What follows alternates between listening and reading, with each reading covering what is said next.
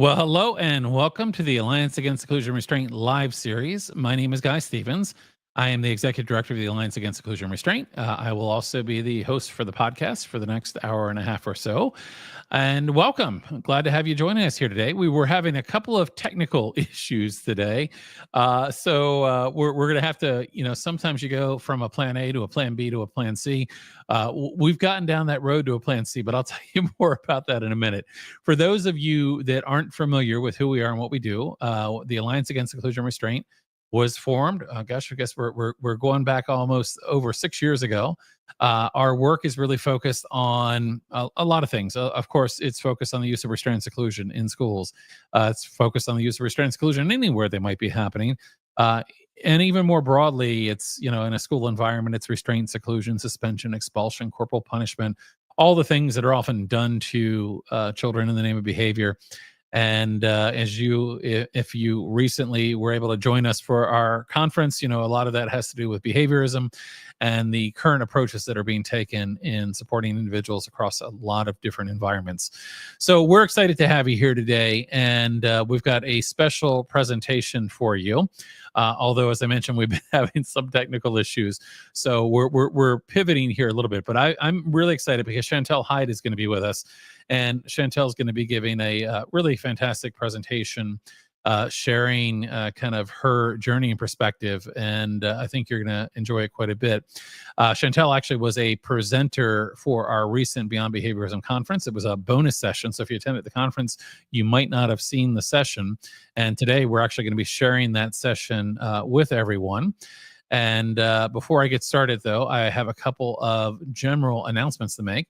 One is, as many of you know, we have a sponsor that helps us bring you the podcast, and that's been Supportable Solutions this year.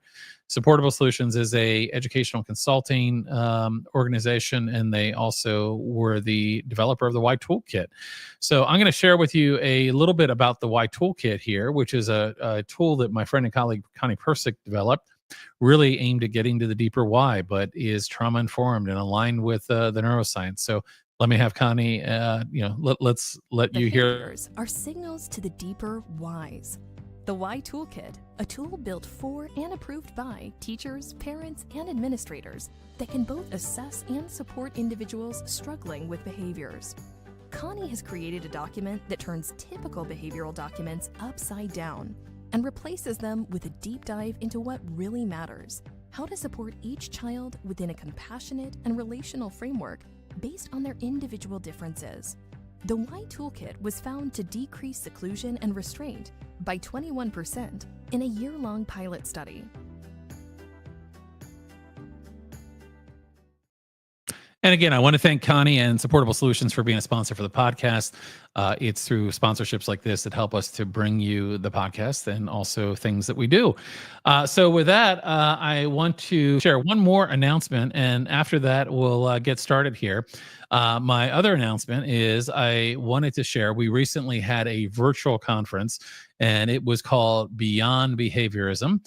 It was a 2-day virtual event. We had over 400 people sign up for it from all across the world, people from Australia, New Zealand, the United Kingdom, a number of different places across the globe. And it was a fantastic 2-day event. We had a lot of presentations. We had some special guests, including Motadella Hook, Alfie Cohen as well. We had a lived experience panel, and really, I think a really impactful event. Hopefully some of you were able to join us for that. But if you weren't and you missed it and now you wish you hadn't, the good news is we have the replay available. So if you go to our website, endseclusion.org, you can click on the link on the homepage and find out about the replay. And you can actually click on the link on the page and order the replay. So you can get all of the sessions that we had during the live event, our special guest appearances, all of our amazing speakers that we had for the event, as well as bonus sessions. And in fact, today's guest is going to be sharing with you a presentation that she created for this event. It was a bonus session for the event, and we thought it would be something really worthwhile to share with you today. So at any rate, if you weren't able to catch it live, and if you attended live, you should now have in your account access to the replay. So you have access for 6 months to the replay. You can go and watch any sessions you might have missed or anything you want to rewatch as well. And that is available for you on the website. So with that, let me go ahead and I want to introduce to you our special guest. And we've had some technical problems, so we're making some adjustments here on the fly. And I'll tell you about that in just a second. But let me go ahead and introduce to you our special guest that we have joining us here today. And Chantelle, there you are. Hi, how are you? I'm good. And you know what? You're not glitching right now, and That's you good. look perfect.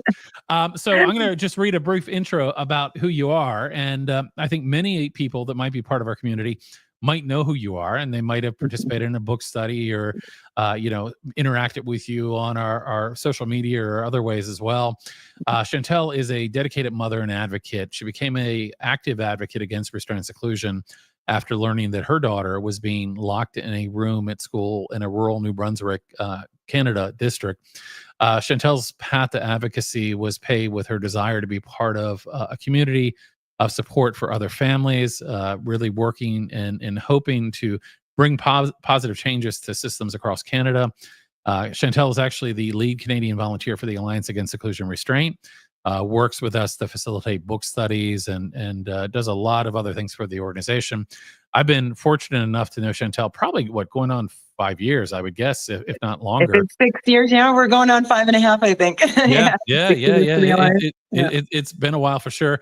And I mean, having gotten to know you, not only are you somebody that's been out there really doing important things to influence change, and we've seen, although that's a long road sometimes, we're seeing some positive moves in that direction. Not only have you been able to improve outcomes for your daughter, but you've been doing things that are improving outcomes, I think, for others across Canada as well. So really excited to have you here today, and excited to introduce you and share your presentation today. So Chantelle, welcome, and thanks for joining us. I'm really happy to be here. It's going to be a little weird for you all because when you see my recording, you're going to see me introduce myself again. It is nice to see everybody. I just am super honored to be a part of the Alliance Against Seclusion and Restraint. And outside of singing, Guy, I would do probably almost anything for this organization because it's super important to me. And I know what a difference the information that I've learned as a result of being a part of this has done for my daughter, and I just really want to share that with other families. So hopefully you'll enjoy my presentation. It's going to tell you all about our little road to exactly that. And I just hope you enjoy. And if you have any questions, please by all means stick around at the end. I'll be here. And enjoy the presentation. Fantastic. So I just want to pause for a moment and remind people that happen to be watching live. If you're watching live, and I know we've got a number of people already on, let us know in the chat who you are and where you're from. It's always great to see who's joining us and where you're from. And I know we have people that will join us from all over the world, so it's fantastic to see that. And I'll share a couple of things here real quick. Because we have to, right? Somebody we both know here, Alex, said best damn autism conference I ever attended. So that's really high praise from Alex. And Alex, of course, not only is providing that comment, but also deserves some credit for helping with the event. Not only did Alex volunteer on the day of the events, but also had recommended speakers and has spread the word about the event. So Alex, thank you so much. Let's see. And it looks like Stacy is on and said, hello, glad to be here as well. And we've got a number of people that jumped on. So it looks like a number of people joined. We have Sarah here, Nicole from Montclair. Always good to see you, Nicole, and hope things are going well for you there. We have Diana from Indiana. Andy, a friend of all of ours here in Minnesota. So, Chantelle, you kind of mentioned this a minute ago, but our intent today had been to have Chantelle do this presentation live, and unfortunately, we were having some technical issues, and apparently the computer was not cooperating, and as a result, it was breaking up quite a bit. And so what we're going to do is we're really fortunate. We recorded this for the presentation for the conference. So what we're going to do is we're going to play the recording of Chantelle's presentation, But then Chantelle will come back with me and we'll handle any kind of questions or discussion. And Chantelle, if you need to turn off or disconnect for any period of time, so I'm good. I'd hate to have your phone die right at the end here. I will turn my camera off while I'm watching myself because I might make faces, and I'm going to make us both go away as the presentation Okay. comes on here. So let Good me go stuff. ahead and cue up the presentation here. And all right, Chantelle, I'm going to go ahead and take you off the screen here. I'm going to cue up the presentation. And give me 1 second.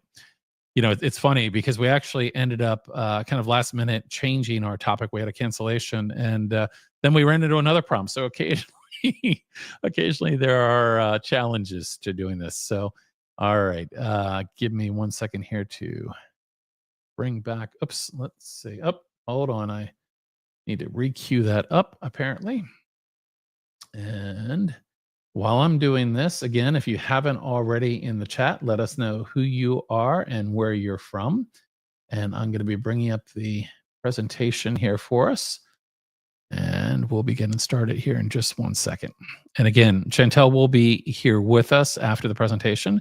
So if you have questions, and you're welcome to put your questions in the chat at any time. So even if you want to do that even if you want to do that while you're watching the presentation, so you don't lose your question, you're welcome to do that as well. So I'm going to go ahead and get us started here. And again, Chantelle will be with us here after the presentation as well. And we'll have some time for Q&A. So with that. Hello, and welcome to the Beyond Behaviorism conference presented by the Alliance Against Seclusion and Restraint. I'm Chantelle Hyde, and I just wanted to say that I know that today's conference presentations, the subject matter might be a little heavy at times, but I'm really excited to be here sharing our journey with you, and honestly, I'm very honored to be a part of this incredible lineup of speakers. We have Dr. Mona Della Hook here, who I just am so fond of her and so happy to see her here with us today. Alfie Cohn, I've learned so much from you, and Greg Santucci, I hope you know I'm one of your biggest fans. My lovely friend Anne Borden King is here with us today. We have some of our book study authors who we've welcomed along the last couple of years who are joining us presenting in this conference, as well as even some of our book study attendees. We have some wonderful educators like Stacy Baden, who is here presenting in the conference. We have Joe Brummer, one of our authors, who's taken part in one of our book studies. So we just have a really great lineup of people here today, and I'm just really excited to be a part of this conference, bringing such important information to you. Let me introduce myself, I guess, officially. My name is Chantelle Hyde. I'm the lead Canadian volunteer for the Alliance Against Seclusion and Restraint. I'm a mother and I'm an advocate. I actually am also Métis. We're Canadian. Métis means that we are French and Indigenous. And I really just wanted to give an official land acknowledgement here. We're Canadian, we're Métis, and I want to acknowledge the presence of our work on the traditional, ancestral, and unceded land of the Okanagan people who've resided here since time immemorial. I recognize, honor, and respect the Okanagan lands upon which we live, work, and play in beautiful British Columbia, Canada.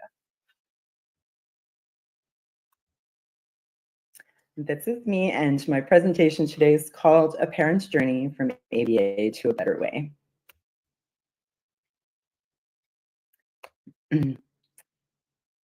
I want to say that although I'm not certain that we have a specific conference presentation on the background of behaviorism being rooted in colonialism, but there's no question that that is the case. In Canada, the last Indigenous residential school was closed as recently as 1997, which was absolutely shocking.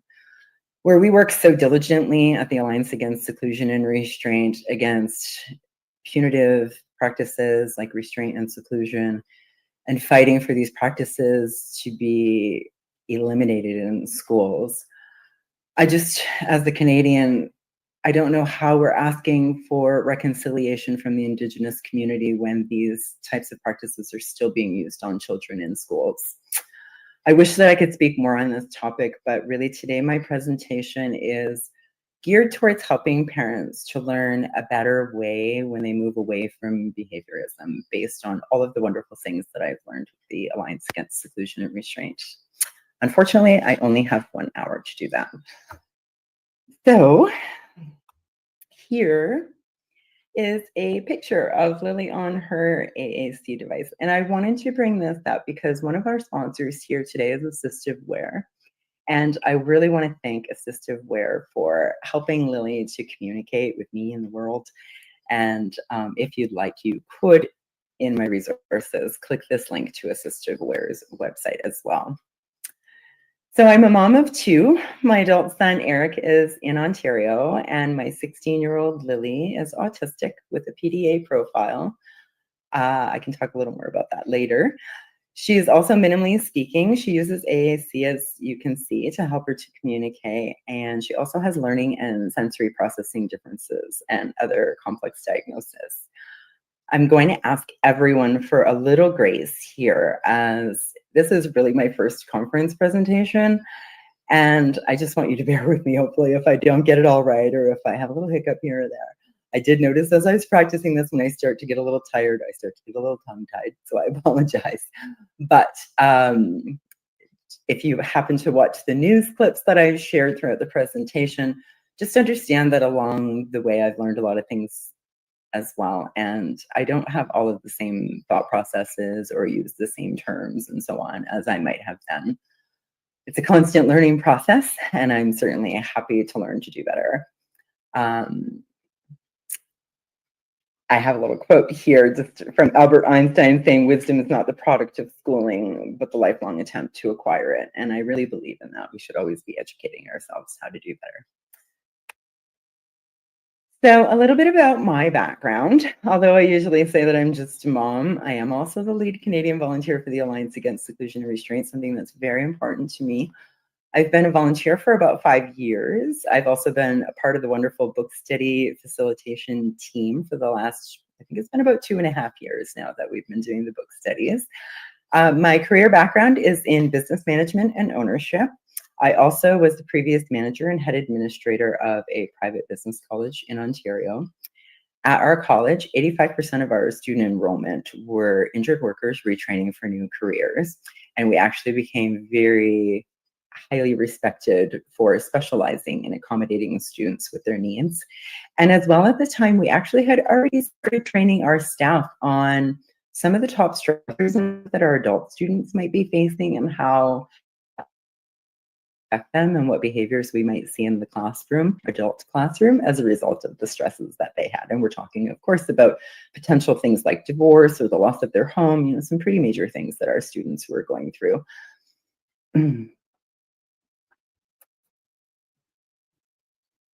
So initially, as a parent, I had actually gone the full route of ABA. I did a 180-hour, parent ABA training program called Unity. This was through a ABA preschool in the city that I was living in. And I also early on did the NVCI, which is Nonviolent Crisis Intervention training through the Crisis Prevention Institute, because I really wanted to see firsthand the training that the school staff were getting, people who were working with my daughter, Lily. And through the Alliance Against Seclusion and Restraint, of course, I've done a whole lot of other neuroscience-based training. First of all, I was fortunate enough to be able to do the Self-Reg Foundation's certificate program this past year. And that was a 120-hour program through the Merit Center in Ontario, and it was just fantastic. I'll talk a little bit more about Self-Reg a little later on.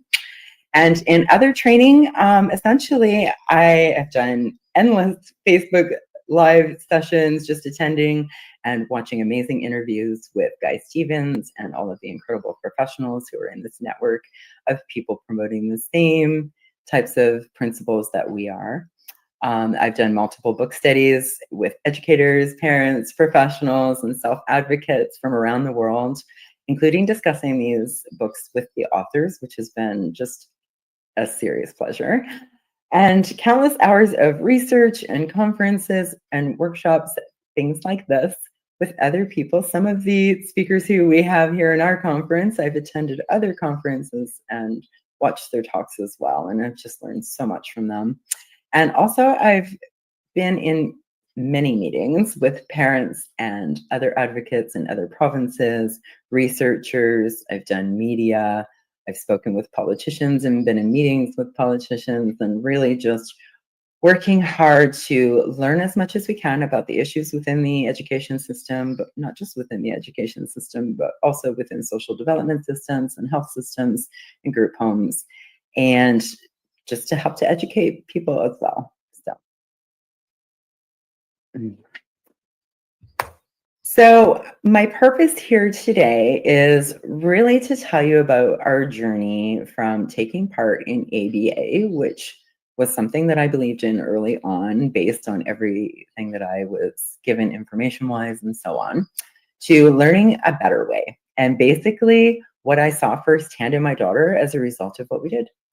I'll basically be approaching this with the understanding that you know what ABA is already, so I won't be giving a background on ABA in this presentation, but I really just want to dive right into when we were working with ABA ourselves and the things that I saw and the things that I experienced, and then what has happened since we've moved to more neuroaffirming and trauma responsive approaches that we choose now. So initially, Lily was diagnosed at 2.5 years old. That's little Lily in this picture here. We essentially were on wait lists in Ontario for everything, for diagnosis, for ABA services, and so on. We were told that it took a minimum of 27 hours per week for an ABA program to be effective, that it could go up to 40 hours, and that it was really important that this ABA started as soon as possible because of the neuroplasticity of the brain before the age of 6.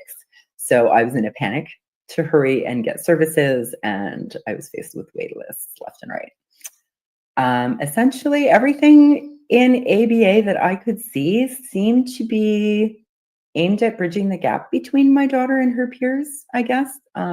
Assessments that we did were showing where the gaps were, and we worked towards those. I was told that ABA would be the only way that my daughter would ever learn anything, and it was really advertised as the only evidence-based treatment that there was for autism. This is a picture of Lily just over 2 years old. That was about 5 months before her autism diagnosis. And when I look at that picture now, it really shocks me that the ABA industry recommends ABA treatment for children even younger than this.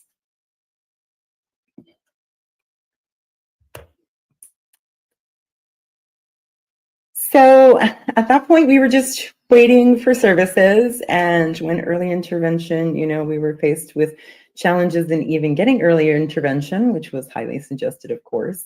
I fought with an occupational therapist to do a full assessment. She was really just trying to put out the hottest fires, kept trying to pigeonhole me back to my biggest concern, essentially, but there were a lot of potential concerns. I tried just explaining to her, I'm not an OT and I don't know what I should be looking for. So I really need for you to assess my daughter as a whole in what you know in your field. We waited 17 months to finally get into a government-funded ABA treatment program, in spite of the sense of urgency that the ABA industry created itself. And essentially, once we got going, for an hour a week initially, an ABA consultant would come into my living room and show me to stand across the room with a cookie maybe and say, come to me, or hold a toy up next to my eye and say, look, these kinds of things. So that was our start to ABA.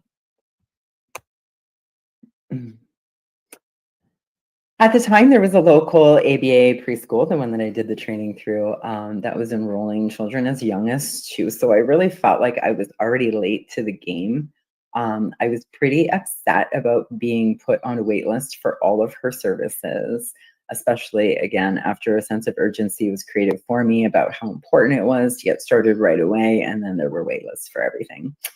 That's when I essentially competed to get into the Unity Parent ABA training program, because I felt if I wasn't going to be able to get ABA services for her right away, then I needed to be able to do it myself. And I was told that I needed to be able to do this as a way of life. And so I felt that I better learn how to do it then.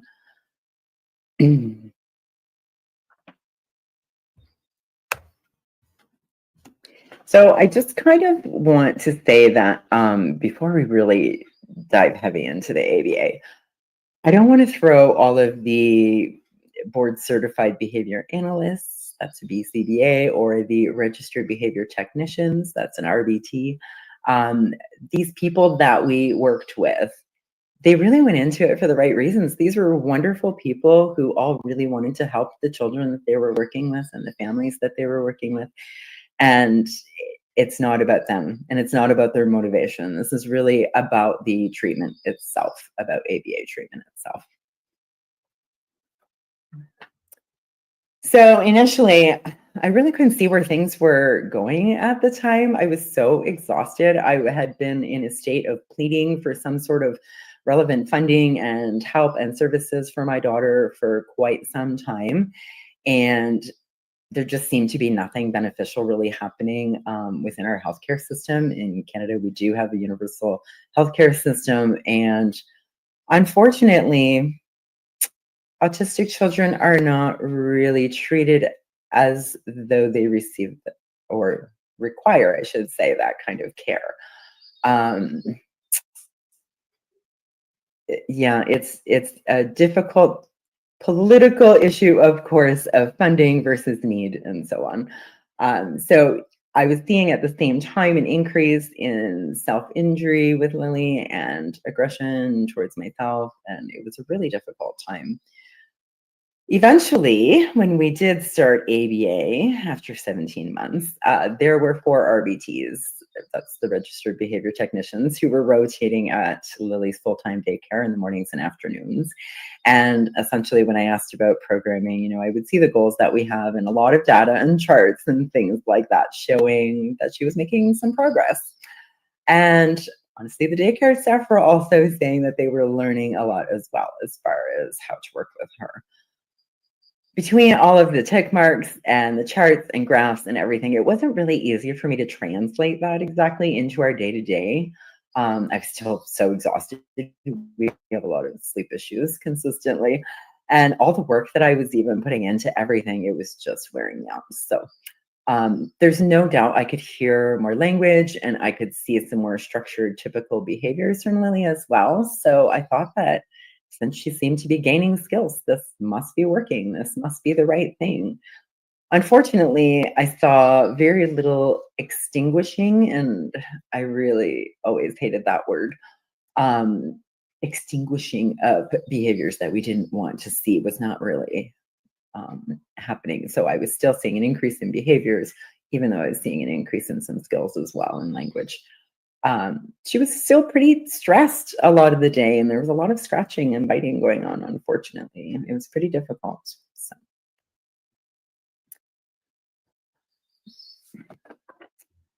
At this point, we moved to British Columbia. I got a call about 3 months before her 5th birthday that she was losing the minimal occupational therapy services that she had and speech language therapy services in Ontario as well. I also had a psychologist coming to the house every other week, someone that I could talk to and talk through things with, which was really important for me. And I was losing that as well. Essentially, my aunt threw a fundraiser. My aunt is a professional clown, and she threw a fundraiser for Lily before we moved away.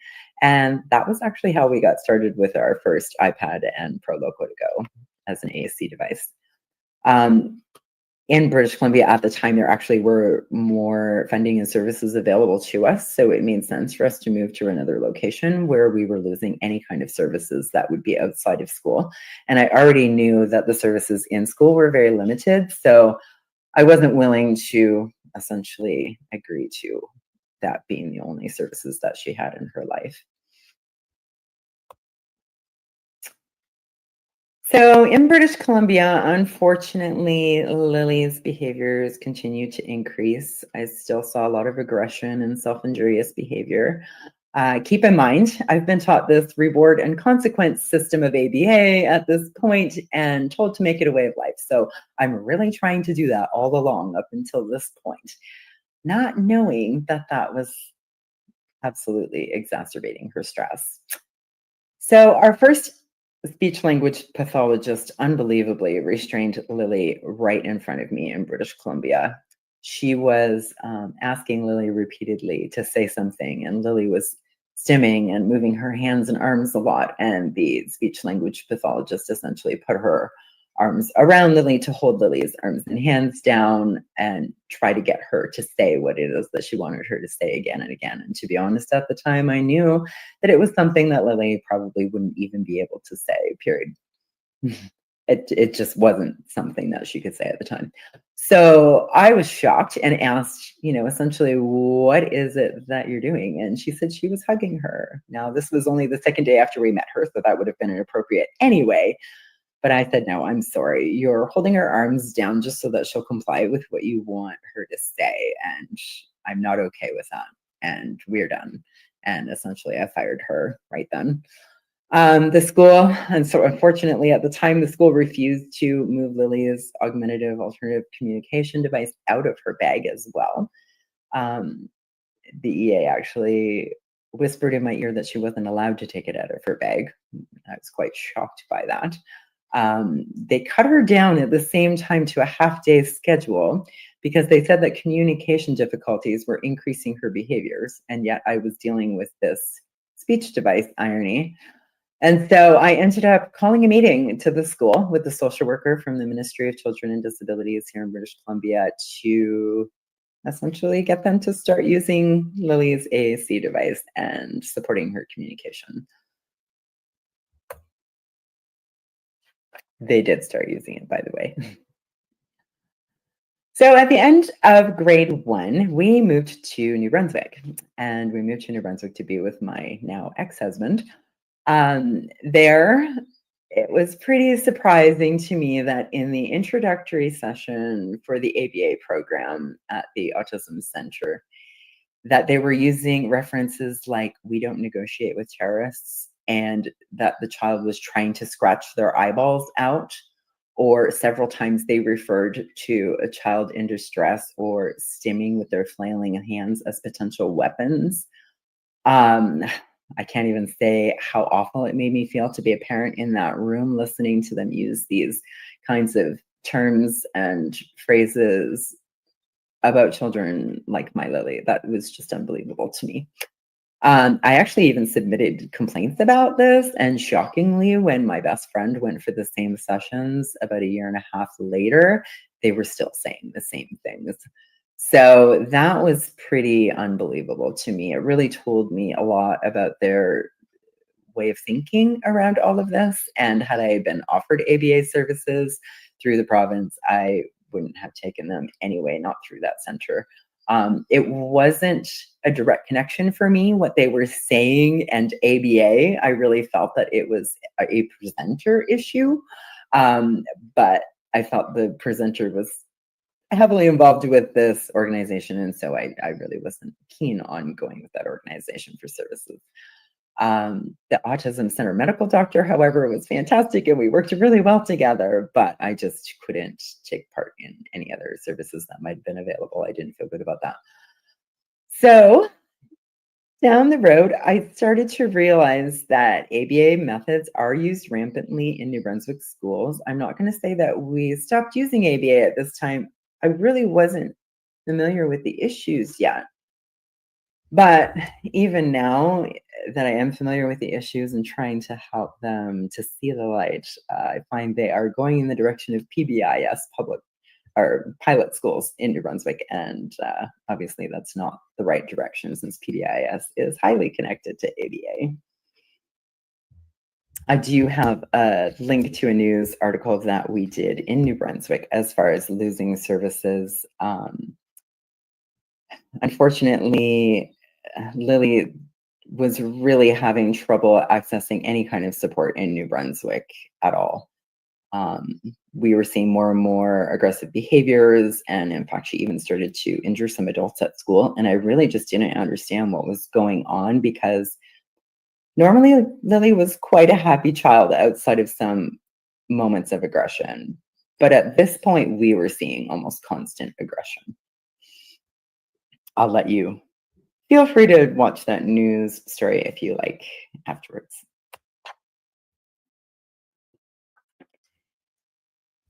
So at this point in time, I started to learn more about the history of ABA through the Alliance going on almost 6 years now. I've learned quite a bit that I did not know then, and really about the troubling history with ABA. I've learned about the lack of relevant research behind it, the fact that a lot of case studies only involve one child, and definitely when you start to look at things, it's very biased. All of the research and what you're finding when you start looking into ABA coming from the ABA industry really doesn't reveal the risks of it. And that's very concerning to me. Also, the roots of ABA are highly related to gay conversion therapy, and my son in Ontario is gay, and it horrifies me to think I never would have done something like that to my son. And to think that I had done anything even remotely similar to my daughter was very disturbing to me when I started to learn this kind of thing about the roots of ABA. This is sweet little Lily just before we moved to British Columbia. She was just the most innocent thing. And I feel like I should have been informed of the potential risks to her when it came to ABA. I feel like there is a serious element of willful ignorance with even government and insurance companies when it comes to funding ABA without researching the fact that they should be funding things more like occupational therapy and speech language pathology services instead. And also more neuroaffirming therapies are available, more neuroaffirming approaches are available, and programs. So I really feel that they need to put a heavy emphasis on those instead. I also fear that there's just a total lack of informed consent as far as parents go when it comes to the ABA industry itself and them promoting themselves to parents. I never was told about a single risk to ABA. I wasn't told about any potential concerns or anything that we should watch for that could potentially tell us that this was not going in the right direction. It was just a full push that this was what to do, and as though all parts of it would be appropriate and show progress all the time. I'm not really sure how else to explain my concern for the fact that I wasn't told that there were any risks to this therapy for my daughter. Unfortunately, I was also incredibly exhausted again, and I should have questioned the professionals far more than I did. So at this point in New Brunswick, Lily unfortunately suffered through a traumatic seclusion room incident. After that first global news story aired, talking about the lack of support and services for my daughter, another mother actually contacted me on Facebook to tell me that she had witnessed Lily's seclusion room incident a few months before. That was one of 3 incidents I would find out later through my human rights complaint process. Suddenly, the almost total catatonic autistic burnout that Lily was in at this point made a lot of sense. She had actually gotten to a state that we couldn't even talk to her. I couldn't even ask her if she wanted her favorite things. She would just lash out. She would show aggression. She would yell and scream and try to bite herself. It was really horrific, actually. I mean, the high point of her stress was just not even livable. This news, essentially, about Lily going through this traumatic seclusion room incident absolutely rocked my world. My body shook for 3 days. That tells me what my nervous system went through, essentially. I don't think that my nervous system has fully healed, even to this point. I'm still certainly jumpier than I should be, more reactive than I should be. I just, it's been a constant fight since then. And I feel like we just haven't been able to come all of the way down from this trauma, if you know what I mean. At the bottom of this slide, you'll also see a link to our global news story about Lily's seclusion room incident. And you can feel free to watch that later if you like. So shortly after this, I, of course, started researching restraint and seclusion online. And thank God, found Guy Stevens and the Alliance Against Seclusion and Restraint. If you're a parent like me, I'm sure that moment for you was very much the same when you get in touch with the Alliance Against Seclusion and Restraint and come in contact with Guy Stevens and see what an incredible life-saving support, honestly, that this organization and he himself actually is. Guy's just been an amazing support to everyone that I've seen him work with so far, or, you know, he's just very open and ready to be there for whatever he can help you with and whatever he can help to educate you or others with in this area. And I just think it's really amazing. So unfortunately, our human rights complaint shockingly went uninvestigated. For whatever reason, they decided that they did not need to look into the reason why my daughter was traumatized in this way. And at that point, I realized how deeply the systemic issue actually went.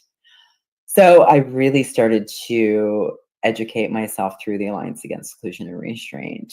In talking with Guy in those early days, I remember us talking a lot about the fact that if we were going to tell people that we wanted them to stop doing this, we needed to tell them how to do better as well. And so we've been learning how to do better.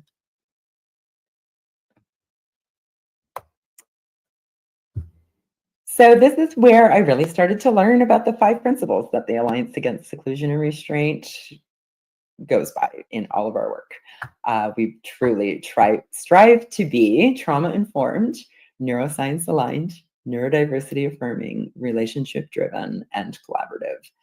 And I know that this takes a constant conscious effort in what you write and what you say.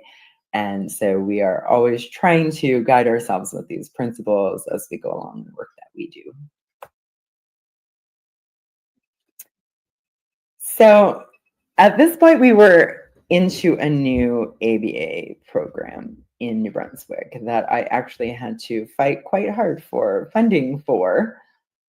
When I think about all of the efforts that I spent getting into ABA programs at this point, it really disturbs me. So you're not alone if you're thinking that. I wish I would have put all of that effort into better things. Unfortunately, I didn't know about all of those better things quite yet. And so in the early days with my work with the Alliance Against Seclusion and Restraint, I was still using ABA, and at the same time started to see the direct dangers of what I was learning and what was happening in front of me. I could see that there was essentially no plan to reduce the stress of things around her. Planned ignoring was incredibly disturbing to me, where I was instructed essentially that everyone would walk away and I was to walk away if my daughter showed signs of distress. And it seemed that there was no real other plan other than to just return when acceptable behaviors were observed. I found there wasn't any equipment or sensory strategies provided except being used as rewards. I did provide some sensory tools, but they were used basically as an exchange. So when my daughter did what she needed to do, then she would get the sensory tool that I had provided. Seemed to be that there was no plan for teaching self-regulation skills, really. There really was just a total lack of co-regulation support and modeling of self-regulation during times of distress. I'm not going to say that the RBTs didn't co-regulate with her a little bit as they were working with her, but once it became a point of distress, that stopped and everyone walked away. So that was very disturbing to me.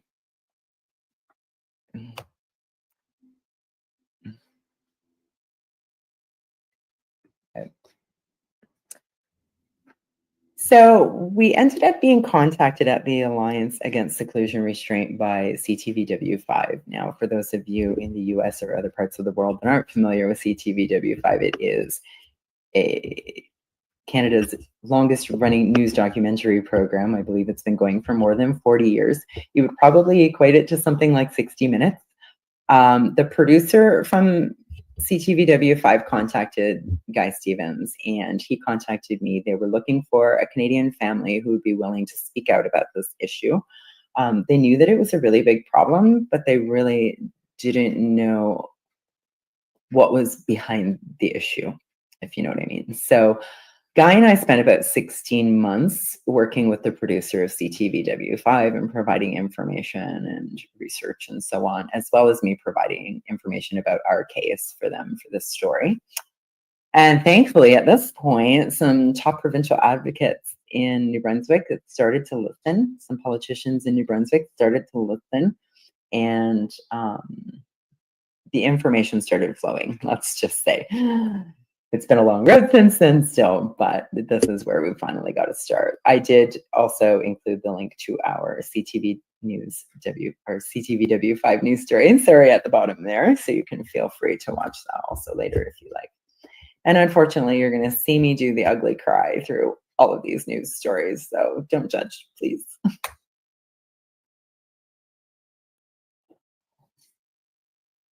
So learning new approaches with the Alliance Against Seclusion and Restraint has been a godsend. There's no question. Also, some fantastic online resources have been really helpful as well. I would say that initially one of the most important things to me was self-reg, where I really learned to ask why and why now. I learned to ask, why is she experiencing this stress in her body, in this place, or in this moment right now? And understanding that it could have been many things that came before as well.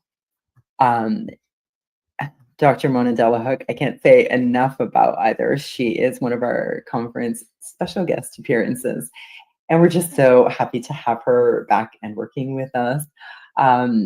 In Mona's Brain Body Parenting book, I learned so much about just body up behaviors. And again, why we might be seeing what we're seeing on the surface. I learned about reducing environmental stressors and creating a sense of felt safety for her. I learned a lot of things from Low Demand Parenting and Amanda Diekman, who they were very new to me at the time. I've learned many things since, and just about placing less demands on my daughter, who already is experiencing a world that's very demanding for her. I learned so much about regulation and co-regulation from people like Dr. Laurie Desautel, from Self-Reg again, from Ginger Healy and Joe Brummer. These are a couple of the authors who are speaking with us today as well. And about things like sensory processing and other occupational therapy related needs. Greg Santucci, who is giving a presentation in our conference, is absolutely one of my heroes. Let's just say online.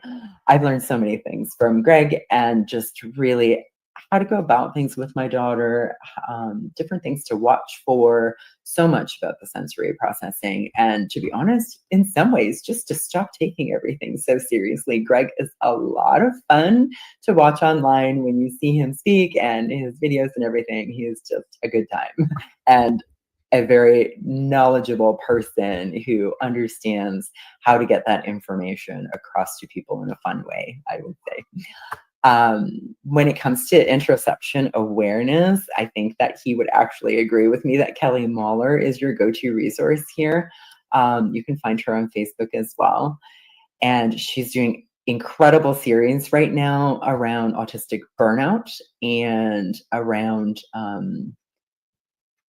an in-depth look at interoception, which essentially is your sense of awareness in your body and all of the things that you may or may not be feeling typically, and just how we can work with some of that and how we can actually work with our body through some curriculum that she has in order to gain more interoception awareness. So that's really amazing.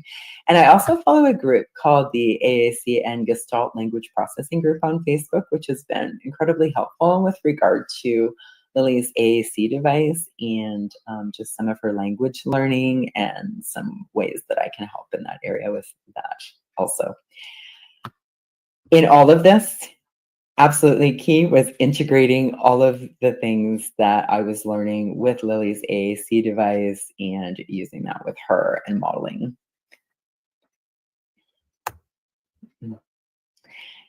here I have some posters from some of the wonderful book studies that we've done. I really just wanted to give people an idea of our book studies. It's just been such an incredible source of education for me, even though I'm one of the people facilitating the book. Between reading the book itself, having the discussions each week, we usually do 4 to 5 weeks with the community of book study attendees, and they're just incredible. I've learned so much from the educators and psychologists and just so many different professionals and parents and self-advocates who attend our book studies. And then always in the last session, well, so far, we've been fortunate to have all of the authors join us for our last session as well. And discussing these books with the authors is just so invaluable. They're just so full of knowledge and able to really drive home the ideas in their book and their motivation behind writing it and what they really are hoping that we gain from it. So it's been an incredible experience and an incredible source of learning for me. So throughout this time, I actually realized how much I needed to make personal changes, how much I needed to change myself and the way that I was going about our day and moving throughout our day, even being in our day or in certain moments. I think more of this was about change in me. Actually, 100%. This was more about change in me, all of this, than it was about trying to do anything about changing Lily. She's perfect and wonderful the way that she is. And really, I need to work hard to do better myself, to help her to do better. And that was probably one of the biggest lessons. So at this point, I had learned enough that our trauma responsive and neurodiversity aligned occupational therapist truly became our team's most important professional. And I had them training me and our school team on everything occupational therapy related, and even some trauma responsive training that the school definitely did not have, and how to get away from some of the ABA and compliance-based approaches that they were using. I started giving Lily so much more choice. Autonomy is huge. Obviously, control over our own and what's happening with our bodies is just so important. And I realized how much I might have been taking some of that away from her in moments where I was just being a typical, let's say, old school parent. Tools like the yes and strategy, this was huge. If I can leave you with one thing today, it would probably be Mary DeMichelle's yes and strategy. We did Mary DeMichelle's One Rule Improv book, and it might seem like, how does this make sense? Studying improv when you're looking at working with autistic children, or when you're looking for neurodiversity aligned approaches. What you don't realize is that you're connecting to the brain in improv. And you can do that very purposefully. And one of the ways that I learned through Mary and her book to do that was, I think we all know no can be a big trigger, the word no. And telling my daughter no was a very big trigger. And we had many meltdowns over this. And so I learned to use Mary's strategy of yes and from improv to avoid saying no. And so now if Lily wants a second cookie, I'm not saying, no, you can't have another cookie. I'm saying, yes, and we can have another cookie tomorrow. And this one little strategy has saved us from literally thousands of meltdowns since we did Mary's book studies. So I am forever thankful to Mary for this incredible strategy and teaching us about it, and for me being able to so easily implement it into our lives the way that I have, to the point that Lily now yes ands herself. She will, if she knows she can't have something today, say tomorrow such and such a thing, and so on. And it's just incredible to see that happening, and just to see how much more agreement we have in our lives and how much less difficulty. I really started following Lily's lead so much, like throughout our entire day. I made changes in our environment throughout the day, in our house, in the car, and so on, to reduce some of the stressors that I knew were triggers for her. She doesn't like a lot of lights, let's say, or clutter, garbage packaging on food. She hates cardboard boxes on things in the fridge or the freezer. She doesn't like the floor to be all dirty. She likes things to be organized to some degree. So, I just kind of went through and started to make our environment less stressful for her as a whole.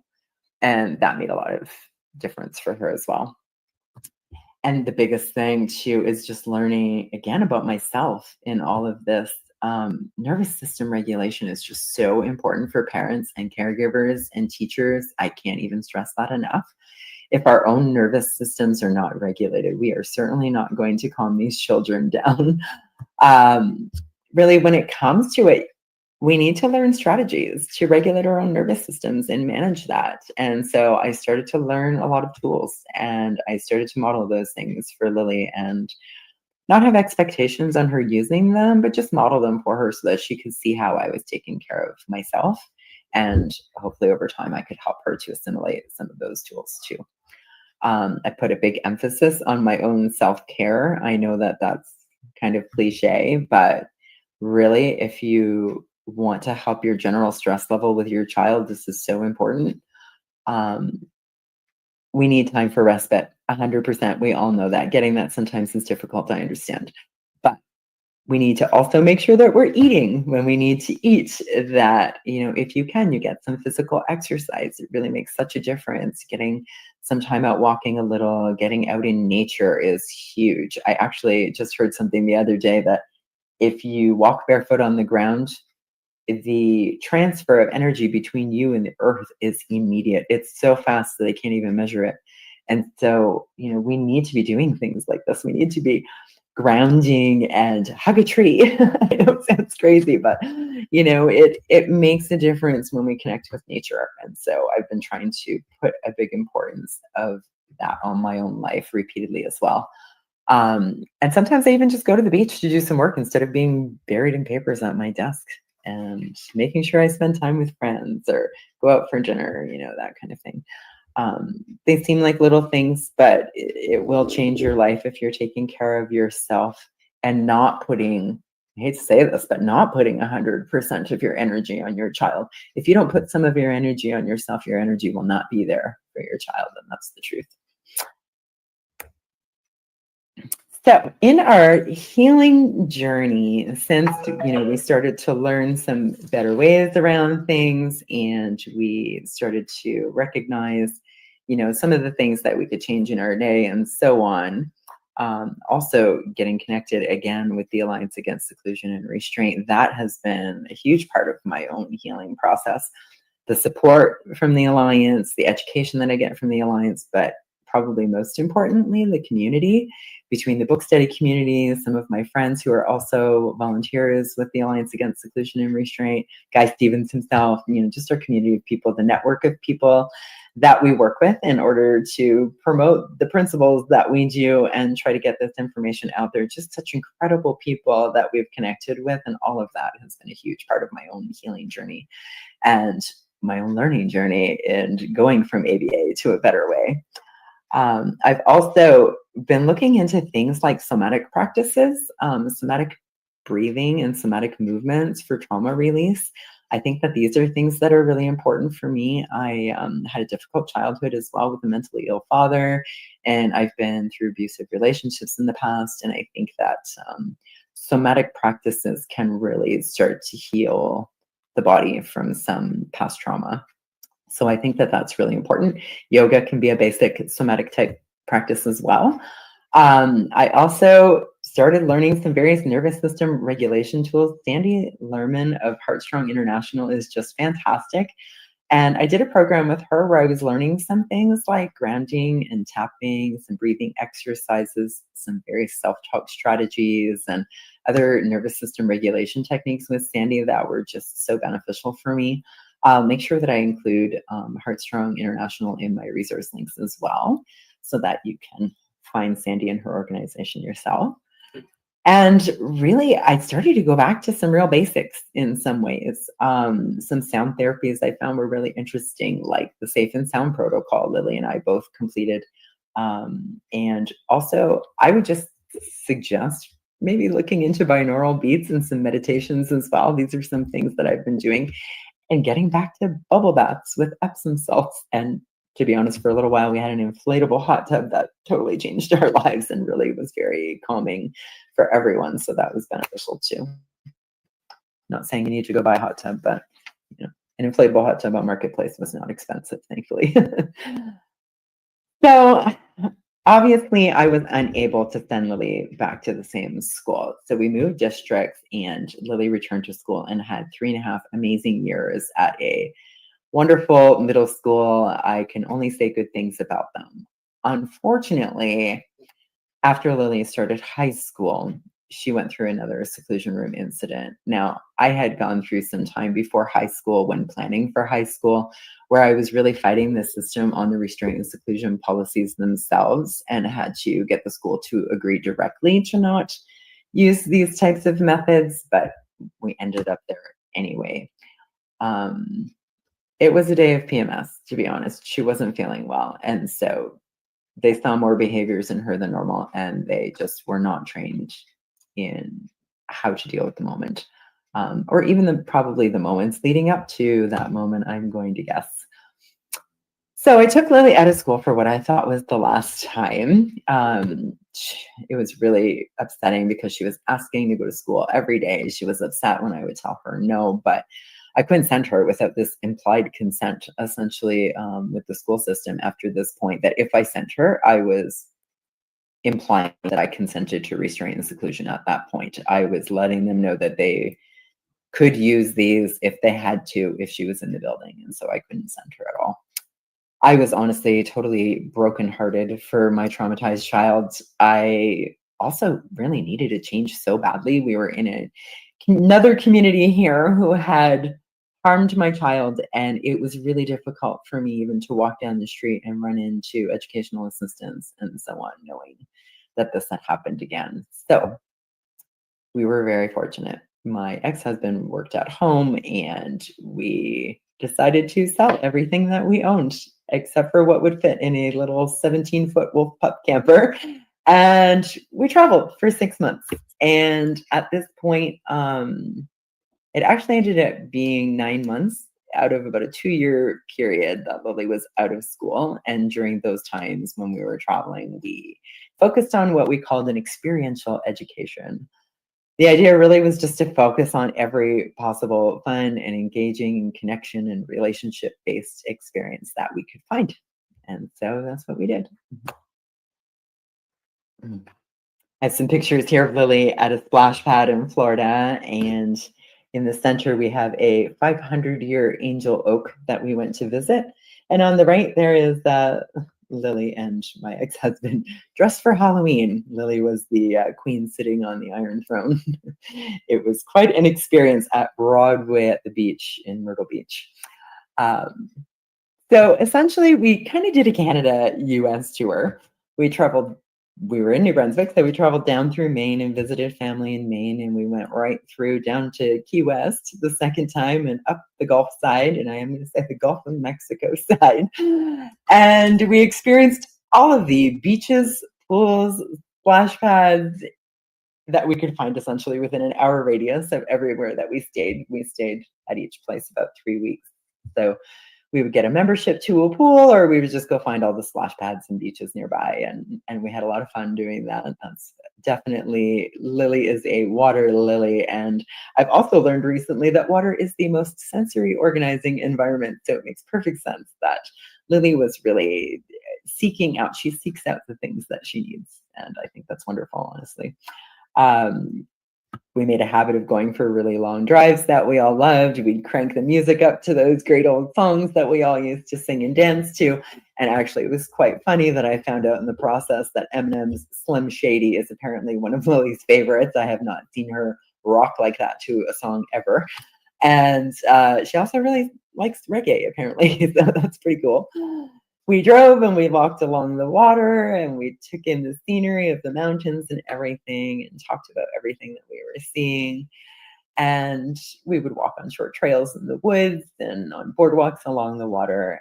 And if Lily wasn't feeling up to it, we would just take her transport chair, which we decorated up for Halloween there, knowing that she is not going to walk to trick or treat, and that is absolutely fine. We have a relaxing trick or treat year every year.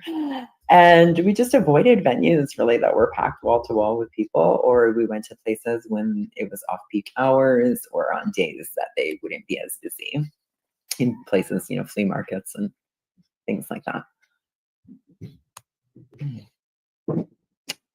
All along the way, we essentially made accommodations for Lily. We customized her AAC device all along for all the things that we were doing, the places that we were going, things she might want to communicate about how she felt or what she saw or what she needed, and always making sure that her speech device is available to her, of course. And really, we followed her lead, like I've been doing on taking breaks for bathrooms and food. I'm very flexible when I'm planning. I honestly usually call ahead and ask a lot of questions, if only to reduce my own anxiety about what we might, encounter. Sometimes I'll even go to a place beforehand myself and just have a look around and see what I might need to plan for, if that's possible. We definitely watch our length of time. I don't purposely push things to a length of time that I know is going to be overdoing it for any one of us, really. I try to reduce the possible environmental stressors along the way.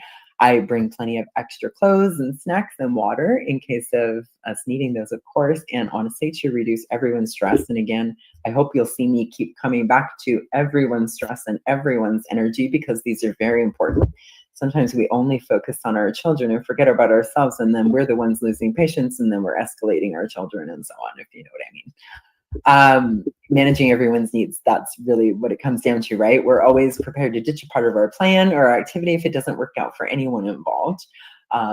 Again, not just Lily. I also find that venues are really accommodating. Sometimes I can even ask on the way in if she can't handle being here, or if this isn't working out, can we get a refund potentially on the way out? And a lot of times they're very accommodating with that kind of thing.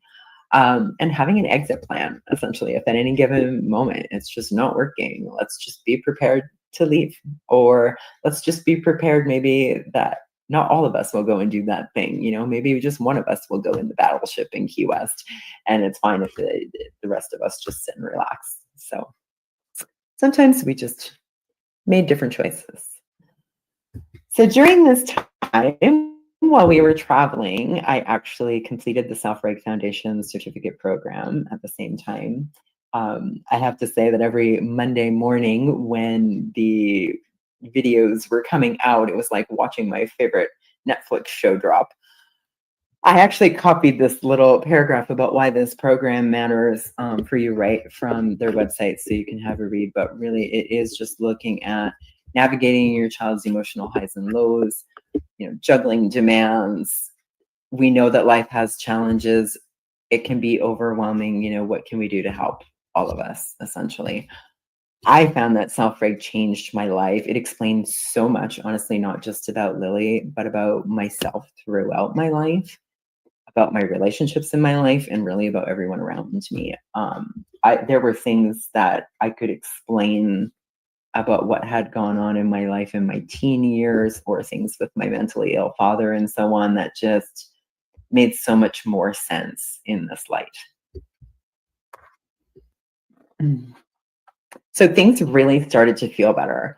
I found just understanding the effects of stress on the brain and body, and understanding to look for why this was happening in all moments, in all environments, even within my own body and within my daughter's body. That helped me to understand and change what I was doing moment to moment to make things make more sense. I really learned I'm not going to get it right every time, and understanding that we need to repair our relationship after those moments is just of huge importance, that we maintain that connection and bond between us, and that she feels safe with me at all times, even after dysregulation. If we're repairing and connecting again, she understands that she's still safe with me. So as her stress levels decreased, we started to see no meltdowns and aggression anymore.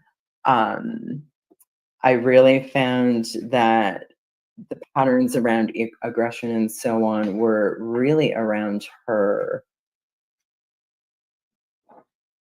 having physical pain, like PMS or not feeling well. It really was down to those moments. We noticed that the joy in learning followed. She actually started planning her meals, telling me what she wanted to eat now and what she wanted to eat later. She started planning for things that she wanted to do, and even with whom she wanted to do them. And now she even plans days ahead, which is just amazing. And while we were traveling, people really everywhere started commenting on her total joy and happiness. She was just glowing and smiling and giggling everywhere we went.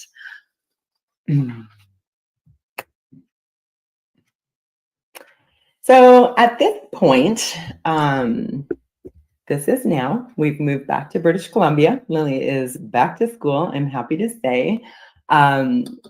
She's in a school district that doesn't practice seclusion or restraint for any reason whatsoever at any point in time.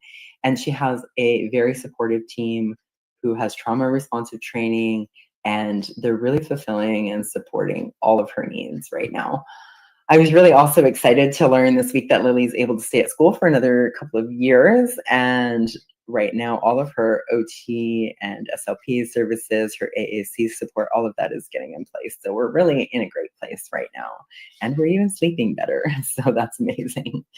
I am seeing new language, overall development at school and at home, more interaction with me. She's doing things like riding this adaptive bike and swimming almost every day and requesting those things with her device. So really just all around great things happening right now.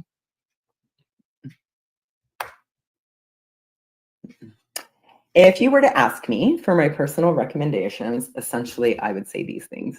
Eliminate all possible little stresses in your day, the little annoyances around the house that need to get fixed and things like that, and clean and organize where you can. I think that's important. It's just less input coming in for everyone. Have fun together again. That's the most important thing. Just create as many connected, personal relationship building moments that you can, even 3 to 5 minutes at a time. It's so important when you're truly connecting. Find glimmers together in your day. Those would be all of the wonderful little things that make you smile and make you feel good in your day. Look for those. They're important as far as filling your cup, if you know what I mean.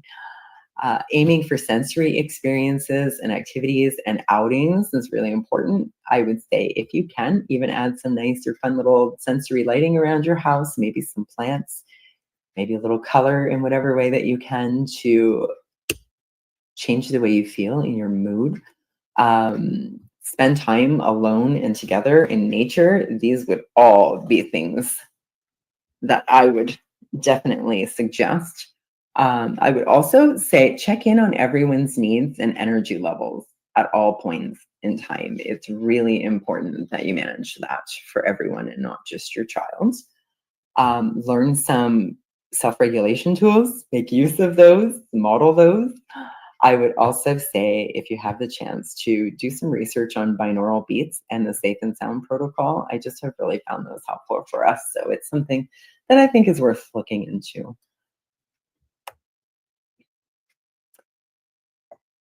A really big thing is definitely exploring your child's perspective. I learned to really see what Lily sees. I had this cold glass of water once on a hot day with all the condensation running down the glass, and I decided to put it really close in my vision and kind of move it around, and it turned into all of these little prisms kind of changing color and light.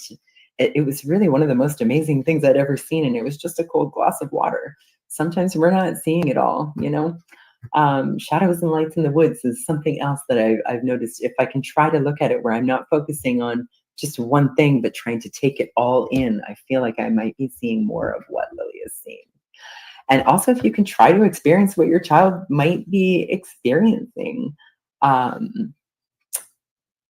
just what they might be feeling as far as things like the wonder of Lily loves to watch birch leaves in the wind in the trees, you know, and she's just in awe when she's doing that. And so trying to experience that from her perspective, and also the fear that she might have been experiencing at different times. She had a real fear around nail clipping and around elevators. She used to climb right up me when an elevator started moving, and just understanding how she might feel in those moments, and especially not understanding, you know, what's happening in an elevator and so on, or, you know, why we need to clip her nails.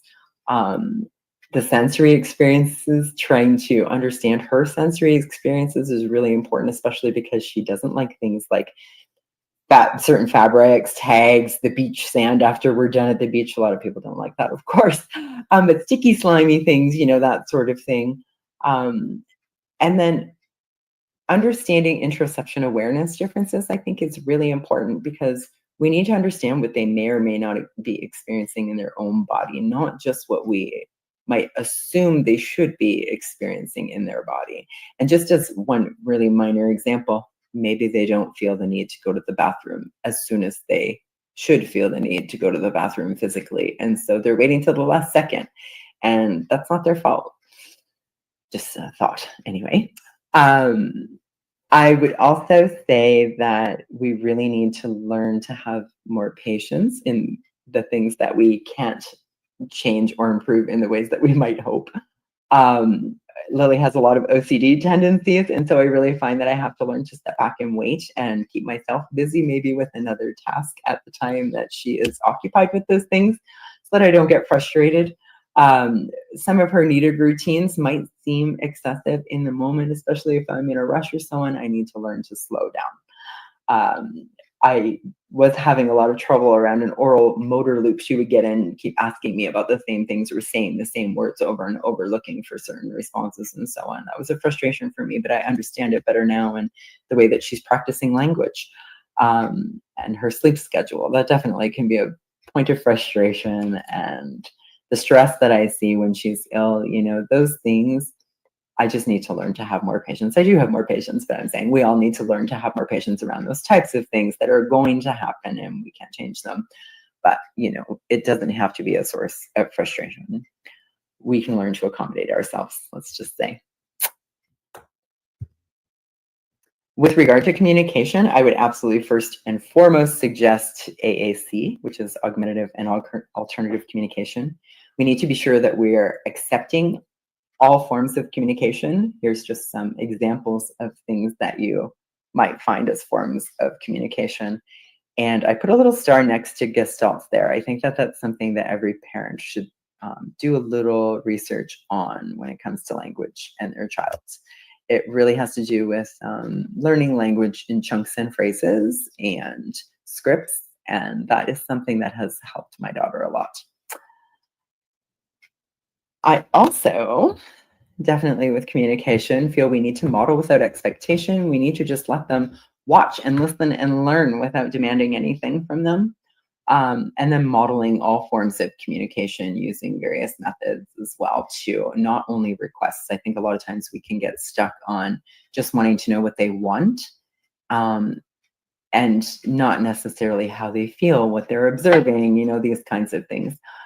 So just remember to talk about all things and not just meeting them where they're at, using less language potentially if they're a minimally speaking child like mine, or in moments of overwhelm or distress, you might want to use a lot less language. Using more statements and observations with them instead of always asking questions. This is called declarative language, another little thing you might want to look a little more into. Asking questions all the time is a lot of demands. So sometimes just talking about something without needing an answer of any kind is a really great idea for our kids.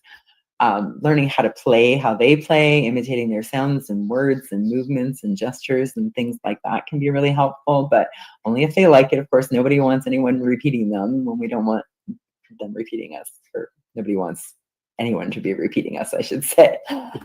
Aim for cues of safety in your tone, in your body language, your facial expressions, even your movements and speed of movements. Those things all make a difference in how a child feels in the moment with you.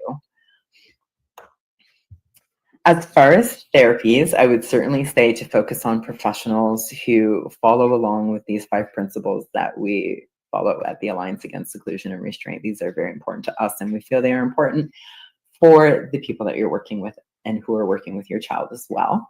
As far as an occupational therapist goes, I would look for someone who's trained in sensory integration and interoception, who's willing and able to do a full assessment on all OT-related areas of needs and in all environments, and someone who will address those things with you collaboratively. A speech language pathologist, I believe that you absolutely, if you have a child with communication challenges or a child who's minimally speaking, alternative and augmentative communication, high-tech AAC is what I would advocate for. This would be my daughter with an iPad and Proloco to go. She uses, this would be considered high-tech AAC, is one of the main forms that we use with her, but we do use other, visual cards and things like that where it makes sense as well. And someone who's trained and practiced in Gestalt language processing or Gestalt processing. I think that that's really important also. If you are going to do some additional therapies, my preferred therapies would be art and music therapy. Definitely deal with accredited and reputable organizations, but I think that art and music are really beneficial. Lily did a lot of music therapy in New Brunswick as well, and it was a beautiful experience for her, and we always saw a lot of progress, and it was always a great co-regulating type of experience between us as well. So that would be something that I would suggest. And I would definitely say under no circumstances should anyone who works with your child practice restraint and seclusion in any way. So past these professional therapies, to be honest with you, I really wish someone would have just been out there telling me to spend a lot of positive bonding time with my daughter. I do think these therapies I mentioned at the end here are important, but past that, had I spent all of this time and energy into just focusing directly on her and on the experiences between us and in our world, I think that earlier on, I would have seen a lot more of the progress that we're seeing these last few years.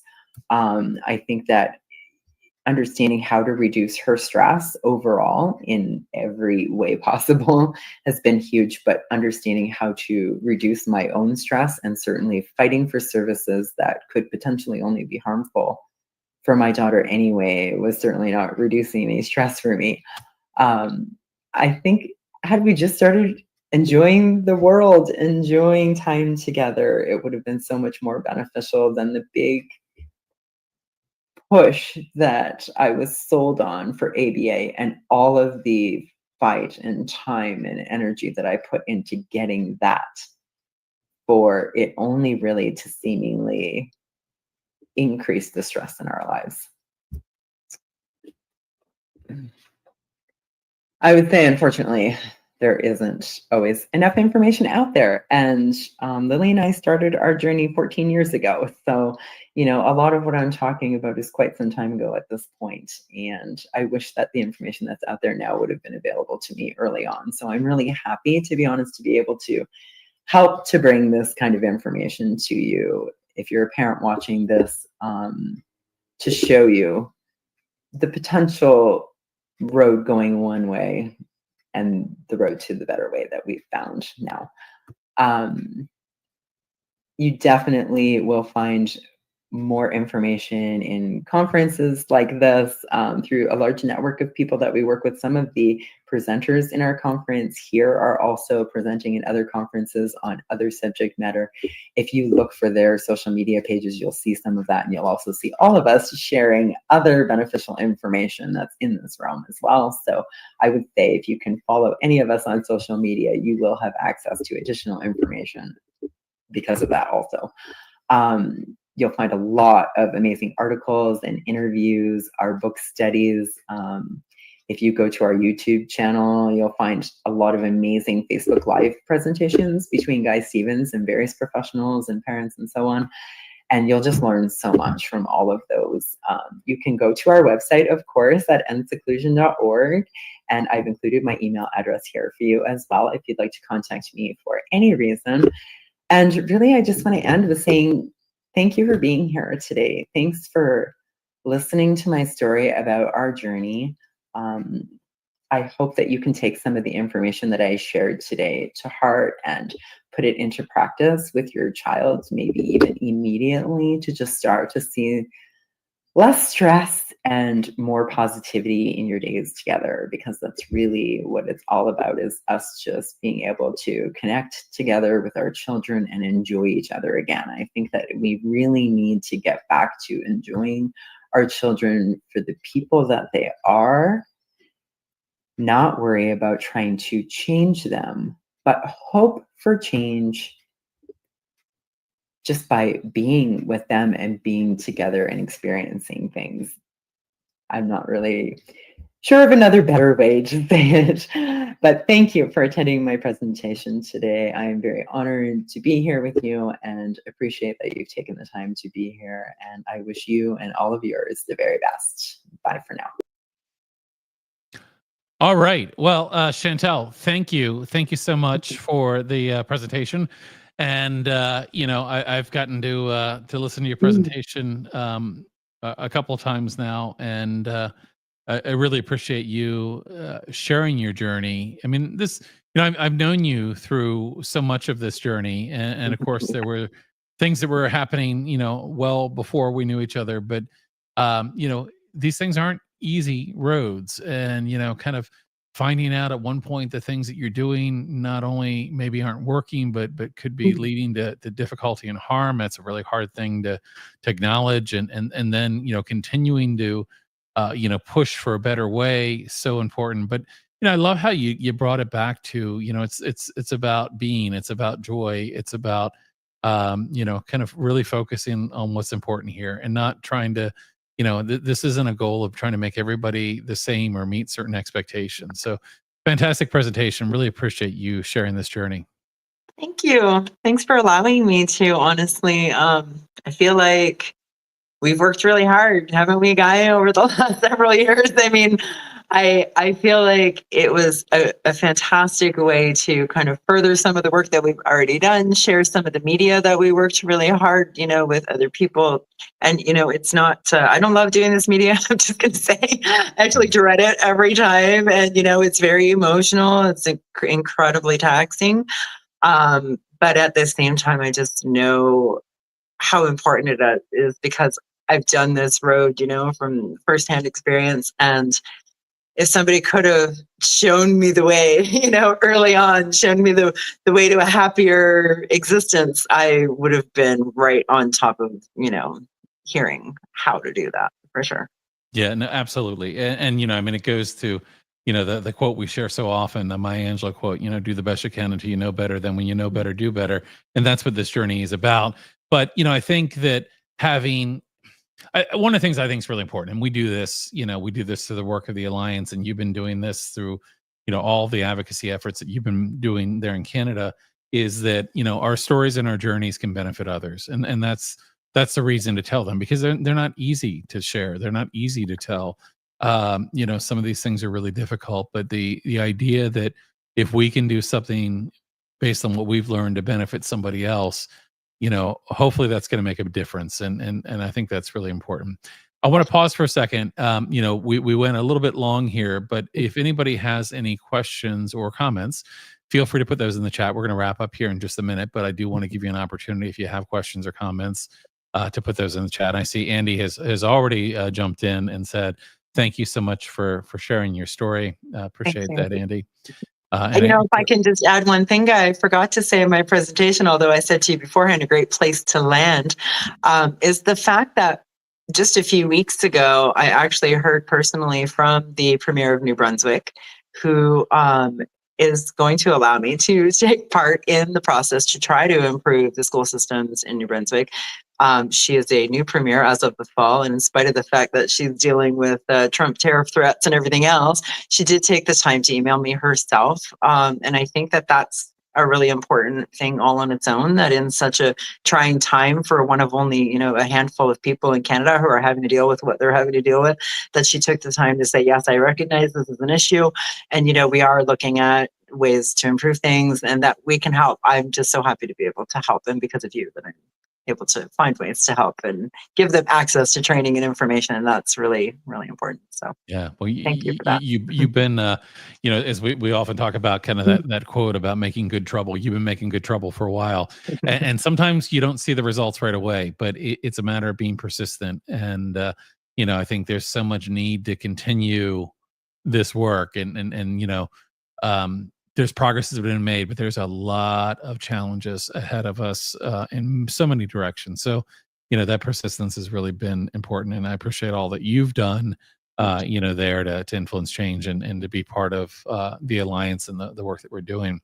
So I'm going to ask you a question. Again, if anybody in chat has a final question or thought, feel free to put that in the chat. But I guess, my question for you is today, how's Lily doing today? How are you doing today? And again, realizing that, I've been with you on this journey, and I know that there's been really tough days and there's been really great cried days. a lot of times live online with you. It's not been a good time sometimes. There's no question, but we are awesome. Actually, Lily's at school. She's super happy. You saw her with the picture with the adapted bike. So she's got an OT at school who's setting her up with things like that. She's asking with her AAC device every single morning to go and ride the bike. The funny thing is, I'll tell you, is that she thinks the brake needs to be pressed when she's riding it. So they're having to push her on a bike that's braking. So it's not a perfect system yet. But we're moving into a beautiful new condo next week in beautiful Kelowna, BC. In fact, I'd like to throw the idea out there for a live conference someday, and I would love to host it here in Kelowna. It's an amazing place to come. But things are just really, really good. It's things have turned around to the 10th degree. I'm happy that she's able to be back at school, and that was totally her. She's the one who was asking again to go, so I knew that she was ready to try. Even though she was communicating minimally, she's still able to really these days let me know what she wants. In fact, this week she started giving me grocery lists, so that's interesting. So show me all the things she wants me to buy from the store. So yeah, just lots of progress, and things are feeling great. And we're in this beautiful place, and it's spring, and the whole valley is blooming, all the orchards, and it's a great time. So yeah, we're really good. Thank you. That's fantastic. And I'm sure to some degree, as your children go, so you go as well. So when our children are really having a hard time, when they're not getting what they need, when they're not getting the support, when bad things are happening, it's so tough. It's so tough for us. And I gotta be honest, Guy, though, one of the reasons why I got involved with the Alliance, because it definitely is not just about Lily for me. Every night that I go to sleep, I know that this is still happening. These things are still happening, right? To kids everywhere. And the more we learn, the more we realize what a rampant issue it is. And just this morning, I was emailing back for new services here where the government funded services are PBIS and ABA related. And I'm like, oh, come on, but they're still calling them neuroaffirming. And I'm like, okay, but they're not, so like the advocacy never ends, right? Like it's really, we have a lot of work to do. And unfortunately, because of what's happening in the US right now, we all know it feels like the mountain is growing instead of getting smaller on us, and all your DEI issues and everything else. That's not just you that's affecting a lot of the conversation that's coming up with Irvka Jr. all of this stuff. It affects us on this side of the border too and around the world, right? The perception of autism, the perception of, vaccines, all of this. It affects all of us. So we have a lot of work to do. Yeah, absolutely. When we can do it from a healthy, personal mental space, I guess that is definitely a positive thing. So I'm glad to be in a better space to keep working on this stuff. But I still go to sleep at night knowing that the fight isn't over, I guess, so. Yeah. And this is one of the really important things that I feel really strongly about is, it's hard. It's hard when you go through these things. It's hard when you go through these things and you're, fighting for your child and you're trying to get all the things they need. And there's a point where, as a parent, you get through that and you just want to put it behind you and go on with your life. But if you do, and you don't look back and think about all the other children that are being affected, these things can continue to happen. And I think it's so important that if you have the ability to, and granted, everyone's in a different situation, but continuing to fight the fight for others is really critical. I got a couple comments here. 1,000%. It's hard on our babies as much as it is on us parents. Absolutely. And when we think about, the trauma that some of these things can lead to, whether it's, restraint, seclusion or ABA or whatever it may be, there's trauma that comes along with parents and caregivers as well. Susan said it's a marathon, not a sprint. And remember that you've made progress. Absolutely. And certainly, Chantelle, you made a difference here. And I think I saw somewhere actually, Guy, that Susan is Alex's mom. So I'm super honored. Oh, well, that's Susan. Very exciting. Yeah. I missed that. So yeah, I saw Susan, that. nice She's talking about Alex Kronstein. Yeah, we're all incredibly impressed by your son, and he's a good friend at this point, and I very much appreciate having him in my life. So and excited about Alex's future work and what Alex is working on now is really exciting. So That's fantastic. Well, listen, we've reached the end of our time here, Chantelle. I'm going to ask you to stick around for a second. So we're going to say goodbye to everybody else. I just want to kind of thank you behind the curtain here as well. But everybody that joined us, I know we were a little bit longer today, and I know a lot of people stuck with us the whole time. I think this is an important conversation, one that I would encourage you to share. When we do these live events, we do them live on YouTube, LinkedIn, and Facebook. And after the fact, it's available on all of those platforms as well. We also make it available as an audio podcast. And at any rate, there's a lot of ways that you can share it. And these conversations are important. These conversations can lead to change. So we encourage you to share this with others that might be interested. And again, thank you for joining us. And then, of course, this presentation was part of the Beyond Behaviorism conference we just did. That conference is available as a replay. So if you're interested, go to our website, seclusion.org, and you can learn about how to see all of the presentations that were part of that event. So with that, I'm going to say goodbye to everybody. Chantelle, thank you so much for being here and letting us see your presentation and answering some questions for us. So we'll say goodbye until next time. Bye, everyone. Bye-bye.